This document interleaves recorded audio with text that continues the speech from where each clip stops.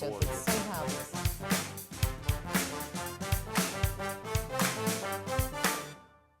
Good afternoon, and welcome to the Voices in Leadership webcast, a series focusing on the nexus of science and leadership to create positive change in public health. I am Betty Johnson, and I have the privilege to direct this program and to introduce today's guest. Ann Compton has covered reporting for ABC News from around the globe and through all 50 states with presidents, vice presidents, and first ladies through 7 presidential campaigns. Ms. Compton began her career at ABC News with the inaugural months of the Gerald Ford presidency in the aftermath of the Watergate scandal. She was the first woman journalist and one of the youngest reporters ever assigned as a full-time White House correspondent by a network news organization. During the terrorist attacks on September 11, 2001, Ms. Compton, among other reporters, was with U.S. President George W. Bush covering his trip to Florida to promote his education agenda when the attacks unfolded. Aboard Air Force One, while the plane flew from Florida to other parts of the country, advised not to return to Washington, Ms. Compton's finest work, by many estimations, was delivered on September 11, 2001. The only journalist allowed to remain aboard Air Force One, Ms. Compton's coverage of the terrorist attacks and the events that followed was recognized by name when the ABC News team won Emmy and Peabody Awards. However, the list of honors grows from there. Ms. Compton, in 2000, was inducted into the Journalism Hall of Fame by the Society of Professional Journalists and into the National Radio Hall of Fame in 2005. She was part of the team awarded the prestigious Silver Baton Alfred I. DuPont Columbia University Award for the network's coverage of September 11, 2001. She is a former president of the White House Correspondents Association, has served as chairwoman of the governing board of the Radio and Television Correspondents Association, and on the advisory board of the Freedom Forum Media Studies Center. A floor reporter at Republican and Democratic national conventions, Ms. Compton served as a panelist for 2 presidential debates. Would love to see you participate in one of the presidential debates now. A graduate of Hollins University, Ms. Compton retired from ABC News on September 10, 2014, 41 years to the day she began her career. She is married to Dr. William Hughes, who is in our audience today. Of all her accolades, however, Ms. Compton has said that her most valued is a golden statuette, naming her Mother of the Year. Before I turn this session over to today's interviewer, Dr. Vishwana Lee Kum Kee, Professor of Health Communication here at the school, please join me as we welcome Ann Compton to the Voices in Leadership series at the Harvard T.H. Chan School of Public Health. Thank you.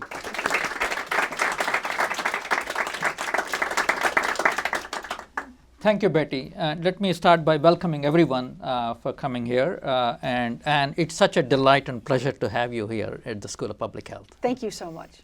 Thanks for coming. So I will be remiss if I do not start with that eventful day on 9/11.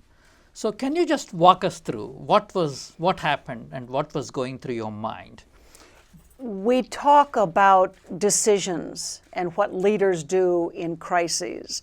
And that day, when I had already covered the White House for about 25 years, came while the president was on a pretty boring education trip to Florida. It was the last stop. And it, by luck, was my day to be the pool reporter on board Air Force One and in the motorcade with the president. And the rest of the 50 or 60 reporters were over at this school where the president would make his remarks. And I had covered the president for a long time, and I saw something stunning. I'm standing in the back of a classroom where there are 5 or 6 reporters and a couple of camera crews. We will pool our information later with the other reporters who are waiting in the cafeteria. And I saw the president's chief of staff come into this classroom and interrupt the president. Nobody interrupts the president, even in front of a classroom of second graders. Mm-hmm. And I wrote it down in my reporter's notebook, 9:07 a.m., Andy Card whispers. And you've all seen the video of the look on the president's face, gravity. We knew it was something, must be something critical. We had heard about an airplane crash. I made a sign toward Andy, going like this, and he put up 2 fingers. One plane crash in New York could be an accident. 2 was trouble. The president stood up, excused himself, and went into the next room where he could see on a television the pictures over and over again of the second plane hitting the second tower. As a reporter, I knew that the president had 2 or 3 things that were in the top of his mind. One, the horror of the United States being attacked and possibly tens of thousands of people in these buildings being killed and wounded. Second, I knew he would want to know who's responsible. This was a time when terrorism was beginning to spread, but had never reached a human soft target like that. They'd hit military ranks, they've hit American ships, but now to target Americans going to work in the morning. And then I knew that he would want to get back to Washington, because it's important when you communicate leadership at a time of crisis that you have to remind people who's in charge and show that the American government hadn't been brought to its knees. We raced to Air Force One, the Secret Service yelling at us to hurry up and get on the plane. Move it, move it, move it, they said, which is a Secret Service code word for move it, move it, move it. Get on that plane. And we thought we were going back to Washington. They closed the door and the Pentagon was hit. And there's no way that a military jet carrying the President of the United States and the control of the military would be flown into what was now a war zone in Washington. The day lasted 10 hours after those first attacks, and the president kind of had nowhere to go. He was frustrated. He was in an airplane. We're now at 44,000 feet. And I had a very weak picture from the ground on the television sets in the bulkhead wall of each cabin. Very faint pictures. So the information coming to us of buildings falling and people running and screaming, clouds of very little information coming to us, and very little for the President of the United States, who had to know how to react, how to come in. He had 3 secure phone lines and no video conference. He liked to look people in the eye.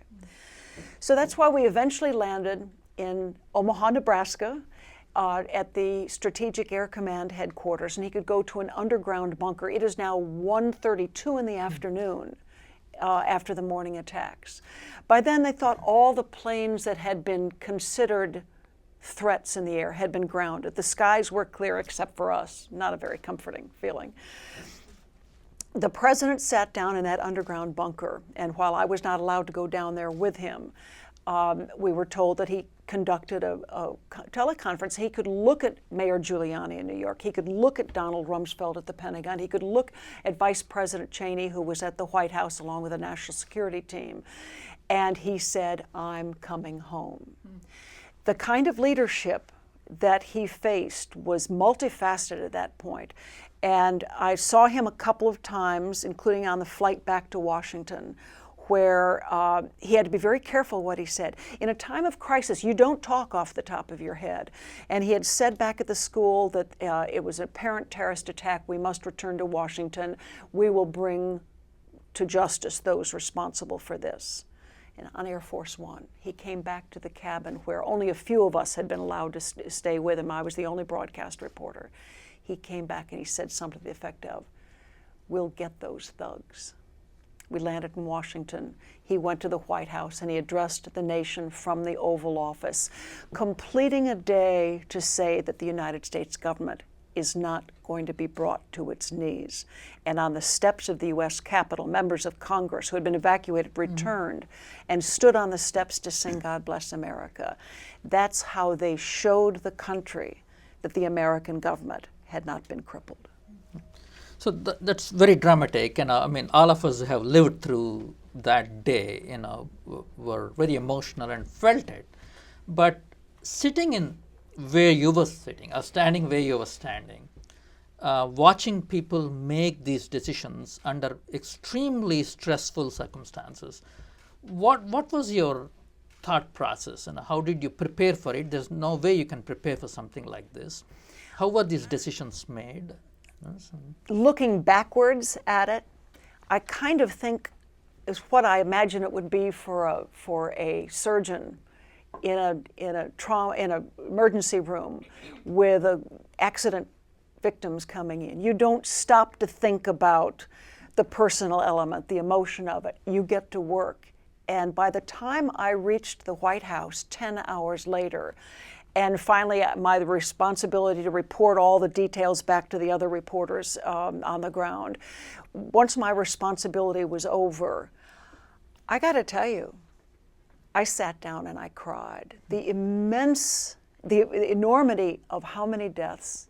I didn't even know while we were flying about the plane that crashed in Pennsylvania.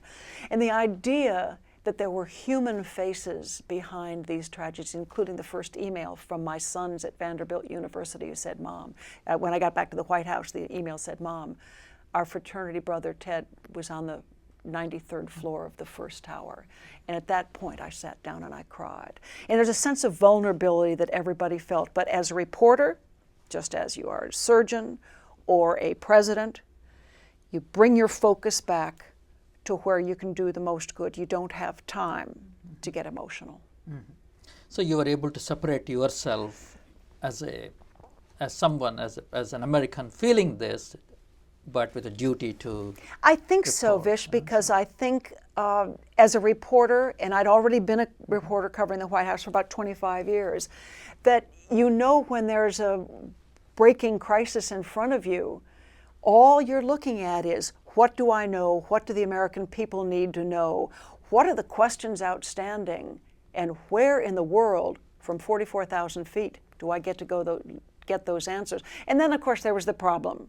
The only thing I had to communicate was a little Motorola clamshell phone and no signal, no cell signal at 44,000 feet. So I had to wait till I got on the ground to report back to my fellow reporters. So you said something very interesting, that President Bush came back to Washington, D.C., and the first thing he did was to address the nation. Absolutely. To communicate very clearly that we have a functioning government that is in charge of the preparations to take care of the country. Now, so looking back, 15 years later, what role do you think communication plays for leadership in times of crisis? In crises, it brings out the best and the worst in how we communicate. And I know very well that President Bush was incredibly frustrated that he could not communicate during those early hours. In fact, when we stopped a refueling of Air Force One at a military base in Louisiana, he wanted to come make a statement. He didn't know my camera wasn't plugged into anything. We were standing in a room in an Air Force base, and he gave a statement saying what they had learned so far, and that the world will, unite against this. And he didn't realize that his words weren't going out there, but he felt that he was making the best information. There's also, the president knew so little at that point. Mm-hmm. And I think the decisions that any leader makes at a time of crisis has to be based on pretty good fact. What he knew, and what we did not, is that he had already, a couple of months earlier, asked the CIA for a report, what could Al-Qaeda do on American soil? Mm-hmm. And that report had been finished over the summer, and it was waiting for him on his desk. Mm-hmm. He had not yet seen it. But of course, it didn't include, they could load fully loaded aircraft with full loads of fuel and crash them into important buildings. So there was so much he didn't know of. And that's where the danger comes for any leader. If you're going to go off and speak, you have to know that what limited facts you've got, you have to be confident of them. And you can't speculate. And what else can a leader do in terms of communication? Now, this is all, of course, retrospectively, 15 years later. In times of crisis, what are the other elements, in addition to facts and data? Well, when you don't have the facts and data, a leader also has to communicate resolve. And I think that's what President Bush had going for him that day. He didn't know really who was behind it, although he had his suspicions. He didn't know how many people were dead, or how many buildings, or what other wave. Remember, this came in 4 waves. The first tower, the second tower, the Pentagon, the plane that crashed into a field in Pennsylvania. Clearly, they think bound for Washington, D.C., who knows what building. That what he did know is that the United States had already been trying to stand up to terror. There was a special unit at the CIA that met every afternoon at 5 o'clock, the UBL unit, Osama bin Laden. They knew who the bad guy was. And so he knew that the communication intelligence cooperating with other trusted allies would be crucial. So he got on the phone, not publicly, but to the other world leaders to make sure that the other voices of authority would always know where he was headed and what he was doing. He was not out there alone. He knew he needed that world community behind him. Stepping back a little bit, so you have observed many leaders in crisis in your 40 years as a journalist. Some of them are major crises such as 9/11, but not all of them are. What do you think of some of the characteristics of a successful leader are in times of crisis? I'm thinking of a couple of different crises, because some of them come upon President very quickly, like 9/11, or the bombing of the Oklahoma city building, which was a domestic terrorism. I'm also thinking about the United States economy sliding off a cliff in 2008, and Barack Obama got the very first briefing after Election Day. He was in Chicago. We were in Chicago with him. And they sat him down. They had briefers from Washington who said to him what they had already told President Bush. This isn't a recession. This could be a depression. And so he had to drop all the arguments that he was making for the election, and he had to turn 100% of his focus immediately on how do they stop this. And that's where they came up with a $800 billion stimulus program. He didn't call it that. That's a poison name. Don't use wrong terms. If you're going to bring the American people along with you, you call it a recovery program, not a stimulus program. You put your vice president in charge of it so you don't have to do it. So sharing a little bit of the wealth or something. But I think it's really for any president and any leader facing a crisis, keeping that sense for the American people that they are being brought along and knowing things as you do it. The worst thing that can happen to you, and it's happened to you at airline gates when the airplane isn't going and they give you 4 different excuses of what, it's a flat tire, it's air traffic control. You know you aren't getting the full picture. The sense that you can bring your audience along with you is absolutely critical. So you identified at least 2 major elements of communication for a leader. So one is framing, language, careful use of language. Yes. 2, having one uniform or unified message, not multiple messages.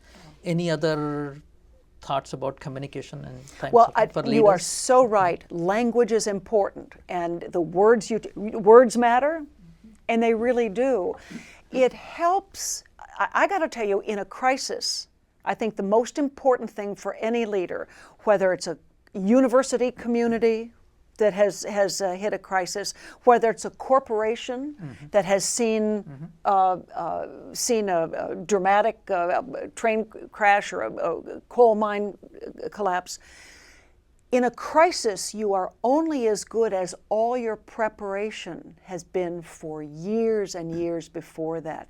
You have to know your own systems so well. You have to know you've practiced the fire drills for whatever crisis could hit your organization. We all get the big bucks for what we do at the moment of crisis, and that includes years and months and careful planning for what you would do. We hear it every time we get on an airplane where the emergency exits are. Look how good the air safety has become in the years since I was young, and plane crashes were very often fatal and not as well handled as they are today. So it takes a good executive, a good leader has spent careful attention on preparing his workforce and his structure with good plans and practice them, and then know exactly where to go at the moment the crisis hits. So you anticipated my question, and that was my question. How does one prepare for a crisis, which is by definition unanticipated?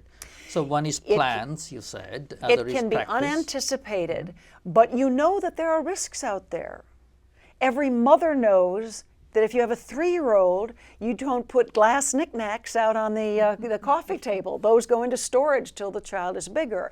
Every college student knows you don't go leaving your laptop or your smartphone on the wall outside Starbucks while you go in to get it. There are lots of things in life that we just naturally say, well, here's the smart thing to do. It's not complicated. But the things that you think about, and I don't mean being afraid to go places and afraid to say things, but being smart about it and thinking ahead. And leaders have to have the smarts to think ahead and know at least the parameters of what could be at risk. Wonderful.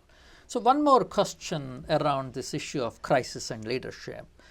It is very well known that you were one of the only reporter actually, so you managed to negotiate your way onto the plane. And negotiation and navigation is a very critical component of this, managing teams and managing crisis. Can you just enlighten us a little bit on that? I'm glad you raised that because that was a risk that I saw coming. There on Air Force One, there are about 12 reporters and camera crews, and we were landing to refuel, and I said, there is a risk that they will kick all of us off this airplane, and the president will, for his own safety. And I went to the chief of staff, and I went to the White House press secretary, R.A. Fleischer, and I said, the president needs to ensure to the American people that he is safe and that he's on this. And the way you do that is through an independent press voice. You've got to keep us on the plane. They kicked them all off except for me. Well, two reporters and a camera crew. And, but I saw that risk coming. And it was not anything I was trained to do. It just made sense, right? If you get rid of us, how will we know that the president is all right? How will the country have? And that they knew. R.A. Fleischer later told me there was never any thought of kicking everybody off because they knew keeping that line of communication open to their constituency. Their employers, the American people are the president's boss. He wanted to make sure that communication was open. No, that's very helpful to know. So we can spend the entire day talking about crisis and communications, but I want to shift gears a little bit. So we are in a school of public health where one of the 3 or 4 things we do is discovery of knowledge. We do fundamental basic research, and then we communicate this research through professional publications in journals. But more important, we also try to translate this knowledge for public consumption. And that's always a challenge, And we rely on news media, among others, to translate this knowledge, to promote awareness and promote behaviors and change behaviors. So my question is, how do you see our role in terms of the specialized knowledge being translated to promote change in public health? Can I tell you, it's not going to get easier in the media and information society we live in now. The need for specialized information is so keen, and the appetite for it in the mainstream news media seems to be evaporating. We don't have health reporters or environmental reporters or Paris bureau chiefs anymore. The internet, on the flip side of that though, Vish, the internet now provides the ability for citizens and for reporters who are not experts in health, but who do have to get a spot onto the evening news one night, to go on and find those expert voices and call your school of public health and say, how do I understand that? And how do I better express this? So that we can go and find sources. The problem is in a media environment where local newspapers are dying on the vine, network newscasts are being filled up with more and more social, cultural news than it is hard information, that Americans have to look harder for the information they need. It's there, but your role in getting that expert information, whether it's on a live video stream, archived in the, or where you have experts where journeyman journalists can call and say, I need help learning this. That's a valuable, valuable solution that you provide to the country. So how do you look at this very dynamic, changing media landscape? Especially as platforms are evolving very rapidly. How do you see the role of journalism within this platform? Yeah, and I don't see the pendulum coming back. I don't want to end this on a pessimistic note, because I'm a big optimist on the incredible wealth of information out there. But it is absolutely true. Americans now tend to head to their own comfort zone for political news, maybe for health news, maybe for cultural entertainment, and we're becoming so divided and losing a national voice. People who are looking for hard information have to look ever more hard for it, and that's not good. I have a lot more questions, but I'm being told, and I should wrap up. So I have one last question, Okay. which keeps coming up. It's always the And last question that gets you. Right, right. I assure you that's not the intention here. As a leader, you have been very active. You led teams. You had to lead producers, and as a woman, one of the first correspondents. What advice do you have to young women these days who are wrestling with multiple challenges, including issues like work-life balance, and other kinds of challenges in terms of career, etc.? So, My husband, Bill, who is a doctor, a medical doctor, and I raised 4 wonderful children. And there's always a tear, whether it's a working mother going to work, or whether it's a father with kids and a working wife going to work. The world is making it easier to do that. Childcare is far more accessible, not any cheaper, but it's far more accessible than it used to be. But I think society now so smiles on the idea of families that can have an active and fulfilling professional life, and it's now more socially acceptable than ever to divert some of that time to raising families, the importance, the key center of family being at the center of everything. And I've honestly found, maybe it's just in my little world of journalism or my little world of the White House press corps sitting in that little area of just not far from the Oval Office, I find now that the playing field is more level than it's ever been before, not only because there are so many women who have shown leadership, that we have a woman nominee for president this year, but because so many of the men I work with and that my sons work with, so many of the men are married to women who are doing exactly the same thing. Mm-hmm.